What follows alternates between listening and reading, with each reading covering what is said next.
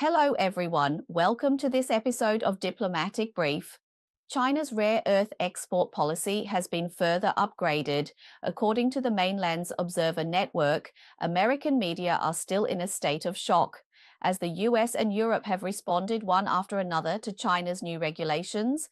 Bloomberg in the US once again focused on this issue in its report on the 15th, stating that this comprehensive measure by China marks the first time China has taken significant action to regulate the global flow of key rare earths it dominates. Melton, the head of China business at the commercial consulting firm Rhodium Group, believes that regardless of the outcome of China-US negotiations, it is unlikely that China will fully revoke the new regulations. Melton, who previously served as the US Treasury Department's representative in Beijing, told Bloomberg that this is a strategic decision aimed at ensuring China maintains long-term influence over the US and other countries, thereby preventing future export controls targeting China. Melton further explained that by making such a major move, Chinese policymakers are also making it clear that they are acutely aware of their ability to deal a heavy blow to the production of major American companies such as Apple and Tesla, thereby maximizing their impact on the US market.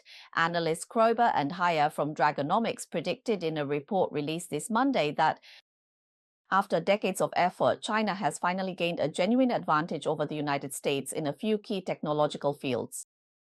China's previously introduced rare earth control measures were carefully considered, with the core objective of pushing the US side to reciprocally relax its chip restrictions. US media have noted that among the measures announced by China on October 9th, the most crucial one is the global licensing requirement that will take effect on December 1st. According to the new regulations, any company anywhere in the world that wants to export rare earth magnets containing 0.1% or more of controlled rare earth elements originating from China or, if it is a semiconductor material, must obtain approval from the Chinese authorities. Bloomberg reported that China's strategy of turning its dominance over the global rare earth supply chain into a tool to safeguard its own interests is modeled after the way the United States leverages its own advantages to exert influence abroad. For example, the US uses the power of the dollar and its central position in the financial system to exercise long-arm jurisdiction internationally over an extended period. It is believed that now, with China's absolute control in the fields of rare earth processing and pool iron production, it has begun to exert a similar kind of influence.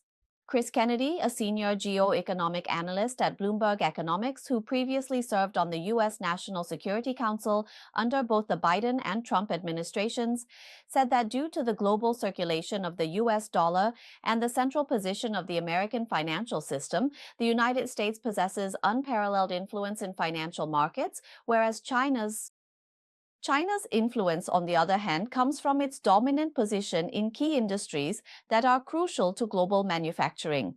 Bloomberg also reported that since 2020, China has systematically built a regulatory framework modeled after that of the United States, which includes creating entity blacklists and establishing extraterritorial jurisdiction over technology originating from China, among other measures. These measures mark a milestone in the phased expansion of China's export control system over the years. Bloomberg also noted the statements from China's top officials.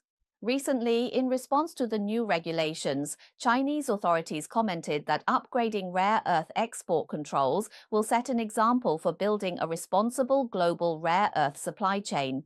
Chinese think tanks also believe that, as a responsible major power, China is shifting from being merely a supplier of rare earths to becoming a regulator of the rare earth order. From China's perspective, strengthening rare earth export controls will help safeguard national security and interests and more effectively fulfill international obligations like non-proliferation. It will also ensure the security and stability of global rare earth supply and industrial chains. Bloomberg has tried to interpret China's regulations as an ambition to control the global flow of rare earths. The article mentions that China's so-called extreme measures in rare earth controls could backfire or might accelerate the process of other countries building alternative supply chains, thereby weakening China's dominance in this field. It's similar to how Washington's export controls on advanced semiconductors might actually stimulate innovation in China. The Mainland Observer website believes that the so-called counter-risk mentioned by Bloomberg in the article is essentially a misrepresentation of China's strategic layout in the rare earth industry, and even more so, a deliberate confusion between compliant regulation and unilateral blockade. Wu Xinbo, Dean of the Institute of International Studies at Fudan University, previously stated that China's latest round of trade countermeasures could be a positive step towards stabilizing China-US relations, forcing the Trump administration to adopt a more pragmatic approach. Wu Xinbo said that China holds cards in its hand, is ready to play them at any time, and has the ability to make the United States feel pain. This round of countermeasures will be very helpful for future China-US trade negotiations and the overall stability of bilateral relations, and is also very positive. He added that the Chinese side now clearly understands Trump and has already figured out all his cards, right? To briefly summarize, first, Bloomberg believes that China's control measures are excessive, but why not talk about how many excessive measures the US has taken against China in the past 6 months? In fact, American elites shouldn't confuse cause and effect. Second, rare earths are different from the US dollar and can't really be compared. Rare earth-related items have both military and civilian uses, so imposing export controls on them is a common international practice. The Chinese government, in accordance with the law, is regulating the export of certain overseas rare earth-related items that contain Chinese components. Implementing controls is fundamentally different from the US abusing the entity list and other export control tools for arbitrary, illegal, and unilateral sanctions. Those are acts of bullying. In fact, hasn't the US and the West been constantly criticizing China for allegedly supporting Russia in manufacturing weapons? Now, China is managing things right from the source, strictly controlling materials used to make advanced weaponry, such as rare earths. This is precisely a responsible approach. Thirdly, as for the claim that overly strict controls will backfire and force other countries to build alternative supply chains, in reality, that's just business talk. China has long anticipated that the US would go to great lengths to establish its own supply chain, and these new regulations are precisely intended to slow down the US from achieving that goal. On the 14th, the Washington Post reported on China's interpretation, accurately conveying the views of some analysts, stating that such comprehensive control measures mean that, although the US is still a few years away from challenging China's leading position in the rare earth sector, the goal is to eliminate any possible ways to circumvent China's existing controls. Part of the purpose of the new regulations is to prevent the US from drawing in countries like Malaysia, Myanmar, and Kazakhstan to establish rare earth supply chains that bypass China. An anonymous wealth research analyst said that the key objective of China's new regulations is to close loopholes.